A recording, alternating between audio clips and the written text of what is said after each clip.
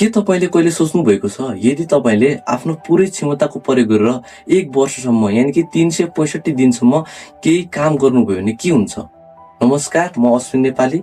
आज एउटा यस्तो यात्रा सुरु गर्दैछु जसले मेरो विद्यार्थी जीवनलाई सधैँको लागि बदल्नेछ। मेरो लक्ष्य 4 GPA। मैले यो किन गर्दैछु? किनभने मलाई थाहा छ म भित्र अझ धेरै मिहिनेत गर्ने क्षमता छ जुन मैले अहिलेसम्म प्रयोगै गरेको छैन। यो वर्ष यानी कि 365 दिन केवल पढाइको मात्र होइन, यो मेरो आफ्नो बानी, मेरो अनुशासन र मेरो जिद्दीपनको परीक्षा हो। म यो भिडियोमा केही पनि लुकाउने छैन। म पढ्नेछु, लड्नेछु, थाक्नेछु, तर म भोलिपल्ट फेरि उठ्नेछु। म तपाईहरुलाई मेरो राम्रो दिनहरू मात्र होइन, मेरो सबैभन्दा नराम्रो दिनहरू पनि देखाउनेछु। किनकि म चाहन्छु तपाईहरुले मेरो सफलता मात्र नभई यो सफलतासम्म पुग्ने संघर्ष देख्नुहोस्।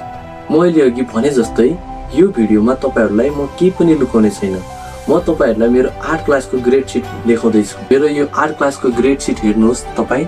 मैले जस्ट पास मात्रै गरेको छु, 2.36 मात्रै ल्याएको छ।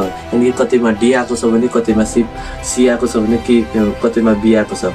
मेरो 9 मा पनि एउटा विषय लागेको थियो र मैले 1 वर्ष ग्याप भएको थियो। त्यसै कारणले म अहिले 1 वर्ष पढेर फेरि 2083 मा 10 मा छु।